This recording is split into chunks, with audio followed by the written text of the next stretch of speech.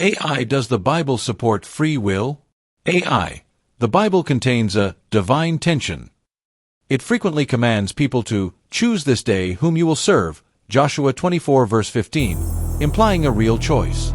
Yet, it also emphasizes that no one can come to me unless the Father who sent me draws them, John 6 verse 44, implying a need for divine initiation. Most theologians conclude that humans have libertarian freedom in daily choices, what to eat, where to live. But when it comes to spiritual salvation, our sin nature requires God to take the first step. AI is the word free will in the Bible. The word free will or free will does appear in the Bible, but almost exclusively in the context of offerings and sacrifices, rather than as a philosophical or theological term describing human choice. In the English Standard Version (ESV), the term appears about 17 times, and in the King James Version (KJV), it appears 17 times. 1. The biblical usage. Free will offerings. In the Old Testament, a free will offering, nedaber in Hebrew, was a sacrifice given to God voluntarily, above and beyond what was required by the law. Leviticus 22 verse 18. When anyone of the house of Israel presents a burnt offering to the Lord, whether it be a vow offering or a free will offering. Ezra 7 verse 16. With the free will offerings of the people and the priests, made willingly for the house of their God that is in Jerusalem. Psalm 119 verse 108. Accept my free will offerings of praise, O Lord, and teach me your rules. 2. What about the concept of free will? While the specific noun free will isn't used to describe the human faculty of choosing, the concept is present throughout the text in the form of choosing, willing, and commanding. Deuteronomy 30 verse 19. I have set before you life and death, blessing and curse. Therefore choose life. Joshua 24 verse 15. Choose this day whom you will serve. Revelation 22 verse 17. And let the one who is thirsty come. Let the one who desires take the water of life without price. 3. Perspectives from John MacArthur and Wes Huff. The debate over free will is one of the biggest in church history, often framed as Calvinism versus Arminianism. John MacArthur. The Reformed view. MacArthur argues that while humans make real choices, our will is not truly free in a neutral sense because it is enslaved to sin. He often cites John 8 verse 34. Everyone who practices sin is a slave to sin, and argues that a person only chooses God because God first changed their heart. Wes Huff, the historical/apologetic view. Huff often points out that the Bible presents a both/ and scenario. The Bible holds humans fully responsible for their choices, implying a will that makes decisions, while simultaneously asserting God's absolute sovereignty over those choices. We still choose and make decisions, but we make them in the context of our prison of sin. And the only way we can get out of that prison is if God sets us free. AI note on dead in sin. Wes Huff often points out that in the original Greek, the word for dead, nekros, literally means a corpse. This is why many pastors argue that salvation isn't about self-help or making better choices. It's about a dead person being made alive, regeneration. Ezekiel 36 verses 26 to 28. And I will give you a new heart, and a new spirit I will put within you. And I will remove the heart of stone from your flesh, and give you a heart of flesh. And I will put my spirit within you, and cause you to walk in my statutes, and be careful to obey my rules. You shall dwell in the land that I gave to your fathers, and you shall be my people, and I will be your God. AI are the words chosen, predestined, called, dead in trespasses and sin, bondage to sin a slave, O sin, I in the Bible. Yes, every one of those terms is found in the Bible. These phrases are actually the building blocks of what theologians call soteriology, the study of salvation. Theologians like John MacArthur often use these exact verses to explain the gospel of grace, the idea that humans are completely helpless in sin and require God to initiate salvation. 1. Human condition before salvation. These terms describe the state of every person before they encounter the grace of God. Dead in trespasses and sins. Asterisk Ephesians 2 verse 1. and you were dead in the trespasses and sins in which you once walked. Note, MacArthur famously explains this by saying a dead man cannot choose to live. He needs a resurrector.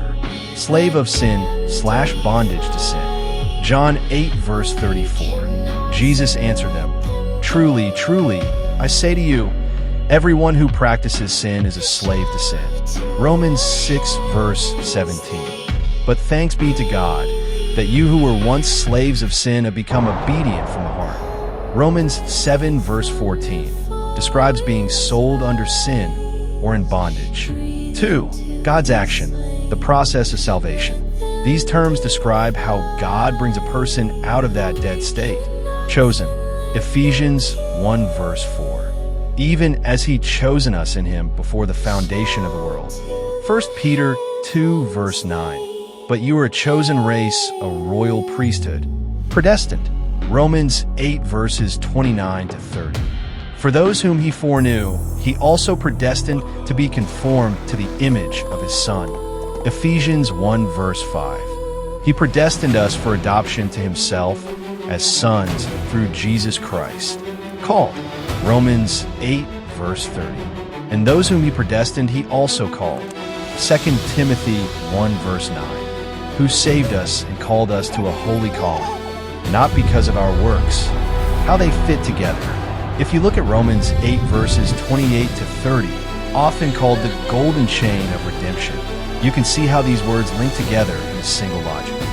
The specific idea that salvation is not based on human will, but strictly on God's will, is most directly stated in a few key passages in the New Testament. These verses are the primary proof texts used by theologians who emphasize God's sovereignty, monergism. Here are the most prominent places where the Bible makes this distinction. 1. Romans 9 verse 16, the most direct verse. This is arguably the most explicit verse regarding the will. It does not, therefore, depend on human desire or effort, but on God's mercy. Neve. In some translations, like the ESV or NASB, it says, "So then it depends not on human will or exertion, but on God who has mercy." Paul writes this in the context of explaining how God chose Jacob over Esau before they were even born. 2 John 1 verses 12 to 13, the nature of the new birth. This passage explains that becoming a child of God is a supernatural act that happens outside of human decision-making. Yet to all who did receive him, children born not of natural descent, nor of human decision or the will of the flesh, nor of a human will, but born of God. The Greek word used here for decision or will is thelema, which refers to a person's choice or purpose. John is explicitly ruling out human will as the source of the new birth.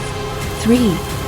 Ephesians 1 verses 4 to 5 and 11, predestination according to his will.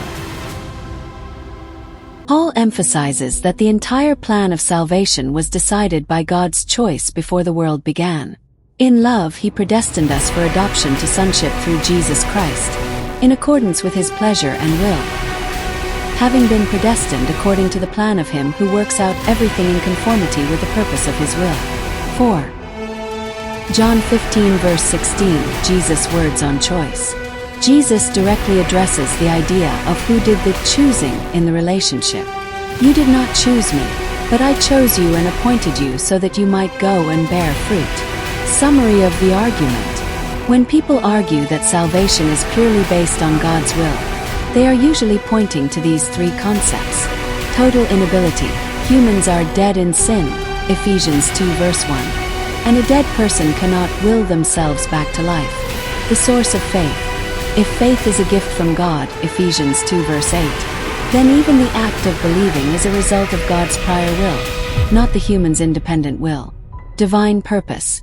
To ensure that God receives all the glory, the first cause of salvation must be his decree, not a human reaction.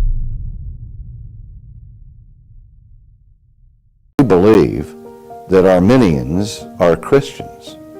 And that's a provocative question when somebody asks me that, and I usually give a provocative answer. I'll say, yes, I do, barely.